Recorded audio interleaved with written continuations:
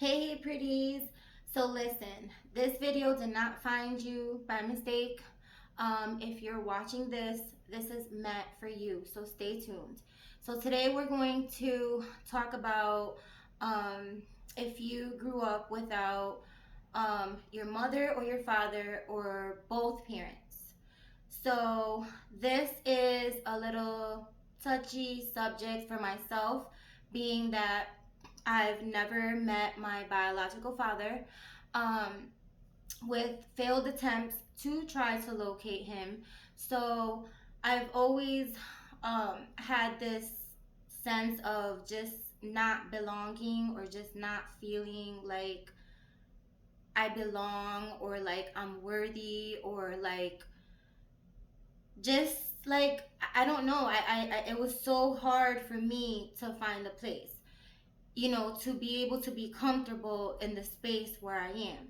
So, anyways, if you grew up without your mother or your father or both parents, you may have experienced, a lot of feelings like myself, like rejection or just misunderstood, not feeling like you're a part of, just feeling like you're different or just feeling like you don't belong or just that feeling of abandonment, which I think abandonment is like the biggest one that we feel when we have an absent parent or both.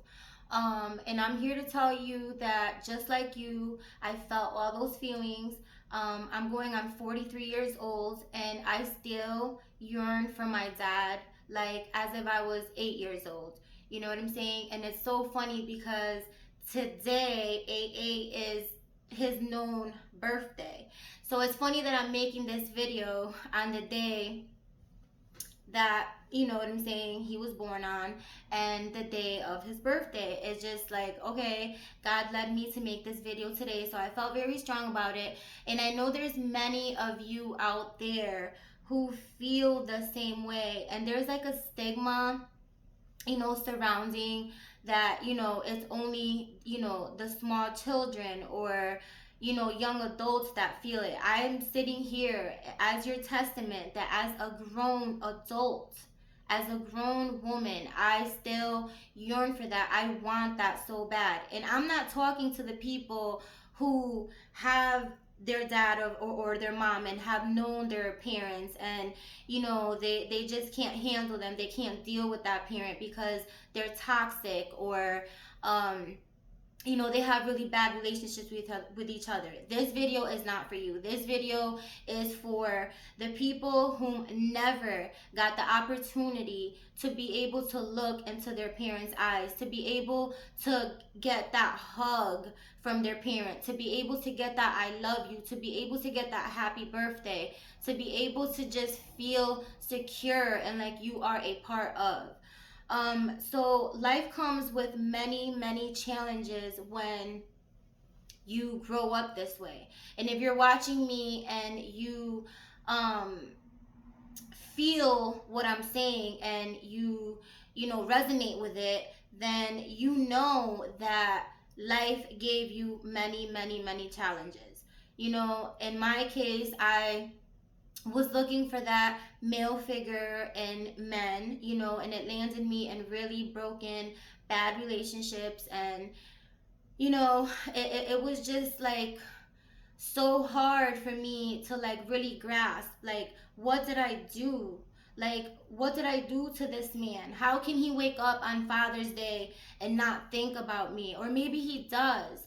You know what I mean? Or like, how did he go this long without looking for me? What did I do to him? I did nothing.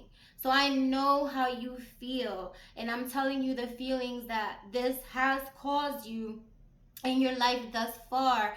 But I am also going to give you a turnaround, something to give you to stay with in your heart and keep it deep down in your heart from a person just like you that feels and has gone through the same things as you have and has felt the same emotions. So, one time in my prayer time, my time with God and stuff, and this was very recent. I'm sitting there, I'm in my prayer, I'm in my word, and suddenly, something just speaks to me and says, Monique, God did not want you to have your father. It's not that he wanted you not to have your father and experience that. It's that you serve a purpose and you needed to be here for your mother and your siblings and the people that you did grow up with and the people that did raise you. Those are the people that you need to be there for in this world. Those are the people that you have to provide service for. Those are the people that you are here in this world to make a difference and make an impact and be an influence to. So that hit me really, really hard that day, because up until that day, I always had that why over my head. And God says he will never leave you or forsake you. And for a long time, I gave up. I tried to search for him on my 30th birthday. Failed attempt to do so. And I kind of gave up. I just said, God, your will be done, not mine. I take you as my father. I know you will not leave me or forsake me. And I just moved on. And I just kept going and I swept it under the rug. And it's something that never goes away. It's something that never goes away. It's like you get up and you feel like a sense of you is just not there. Like you feel like your identity is not complete. You look at yourself in the mirror and you wonder and you just want to know. Like in my case, I say that I would be happy if I even got 5 minutes to just look at this man in his eyes. Just 5 minutes. We don't have to say a word. Just let me look at you into your eyes for 5 minutes. That's it. That's all. I would be so happy with just that. So, like you, I know what it feels like. I know, how much it hurts. But the great news here is that God will give you double. God will always give you double portions.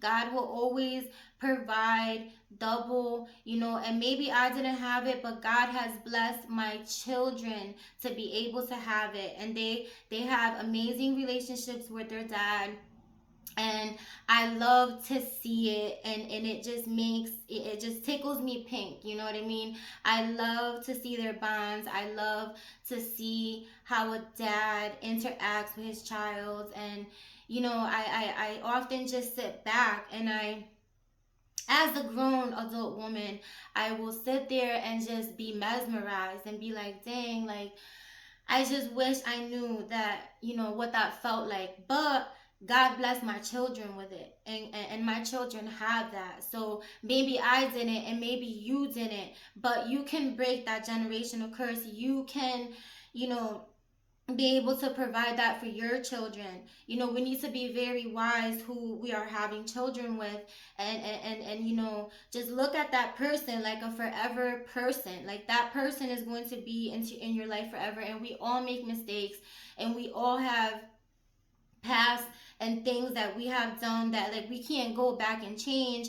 And then out of it came this beautiful human that all they want is to feel loved and valued.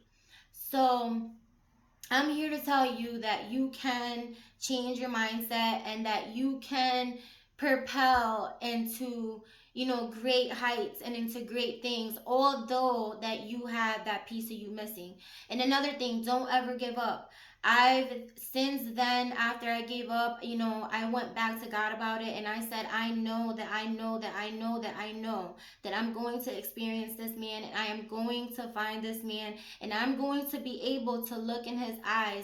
The one request that I asked for, I know that I will be blessed with that, and I am patiently waiting, and I will never give up. So don't give up. Don't give up.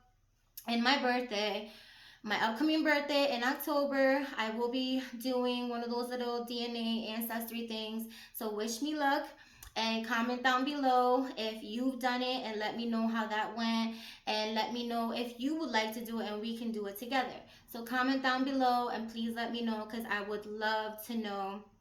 I've never done it.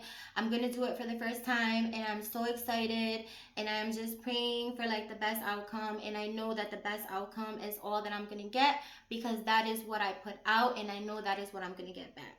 So again, if your children have it, that is so amazing. You get to watch them, and then your children's will have it. So you can now be able to teach the upcoming generations and break these generational curses of being a statistic of a fatherless child, you know what I mean, or a motherless child. So you can teach the importance to your children, not only to have, to protect themselves when, they're sexually active, etc., etc., but to be very, very, very wise on who they choose. And I know sometimes it happens and you don't mean to, but there's no excuses. Before that moment happens, you have control. There's things that you can do after. There's things that you can do to prevent and to take preventative measures. So just do that. Be very wise on, who you are picking your children's, other parent to be, because it's a forever thing. And sometimes parents look, at each other, and they don't look at the kids. All they're doing is going back and forth and going against each other, and you did this and you did that and you fell short, and just all this back and forth, but they're not sitting there looking at the most important thing, which is that child that's standing there. And at the end of the day, that child wants nothing but to feel secure and safe and to feel loved. That's all every child wants. So again, be very, very, very, very, very, very smart about who you're choosing to bring kids into this world with, because it's not going to go away, and you're not going to pay. The dad is not going to pay. The parents don't pay. The kids are the ones who pay. The kids are the ones who suffer. And I can't stress that enough, because I see it all the time where there's co-parents that are very toxic. They can't get along. They can't, just come to a happy medium for their children. And there's just all this toxicity going on. The child is getting all these lies or all these misconceptions dug into them, and now they're building their own perspective of it, and now they're even more screwed up, because now they feel all this abandonment, but then they also see their parents at war with each other, and that has to feel really, really, really bad. So there is hope. There is a way. You just have to shift your mindset and say, okay, well, I wasn't blessed with this, but my children are, or my grandchildren will be. And I'm going to break generational curses. And I'm going to stress the importance of, having that stability and two people coming together and really making that decision based on the welfare of that child to begin with, because that is what matters. Whatever problems you have with each other, we have with each other, that is not what matters. What matters is what that child feels. And us as human beings, we miss that mark because we're so upset, and we're like trying to prove our point, and we're trying to defend ourselves. And I see that a lot. And again, like, the people that I'm talking to are the people not that come from toxic parents or toxic families, because that's a whole total different story. For me, I am talking to the people who grew up and was raised without a mother, a father, or both. And this can be very detrimental to the soul, because it is to me. It's so detrimental to me. I still feel it every single day, but I just try to like work through it and just be positive and just know that that day is gonna come when I just look straight into his eyes. And if David Singh, if you ever come across this video and you ever see this, happy birthday to you. I wish you the best in life. And again, I am very expectant to meeting you, and I cannot wait to meet you. So, we're gonna cut it a little short because it's going a little longer than I expected. But again, just stay positive, stay grounded. If you didn't have it and your kids have it, be grateful for that. Be just grateful for all things. Be grateful that you are here. Be grateful that you've made it this far, and all the odds were stacked against you, and you still made it. You still survived. You still are the amazing person that you are as you sit here listening to me right now. And just keep going. Never lose faith. Never lose hope. The only, if you know that they're deceased or whatever, then you know, like, that's, you already know that, and you can take that up with God, and you can pray, and I'm sure that they will hear you from heaven. And if you're not sure, just keep that hope alive that you will find them, that you will see them one day, and that you will get to have that hug and that sense of fulfillment. You know what I mean? Because if you believe it, you shall receive it. God is so good, and God answers your prayers.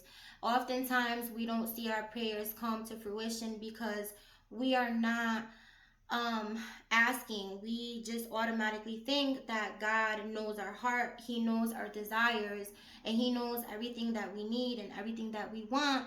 So we don't actually put our request out there. You must put your request out there. You must be very specific. Just keep praying, keep going, and I promise you things will get better. And just be very, very wise, be very, very smart about who you are going to share another beautiful little life with, because I can tell you that it's not going to go away. And you don't want that child to suffer. You don't want them to be a statistic. You don't want somebody to feel like I'm telling you that I feel, just broken, and just really, just have no sense of like real true fulfillment. And that's really hard to be able to get by on a day-to-day basis with that in the back of your minds. And in my case, I know that I've made it this far, and I'm going to continue to make it. And I have a great, amazing, beautiful mother and sister and siblings, and I have so much support, and I have so much love, and I'm so grateful for that. So the things that I do that I am missing don't make me who I am. I don't let those things just dictate where I'm going. You know what I mean? Because I know that I'm so powerful, and I am such an amazing person, whether I had that happy home with both parents or whether I didn't. I am going to make it regardless. So if you're new here, thank you so much. If you haven't yet liked or subscribed, please do. This helps me put out more content and get it out to more people. As always, God bless you. Stay prayed up, and I will catch you all next time. Bye.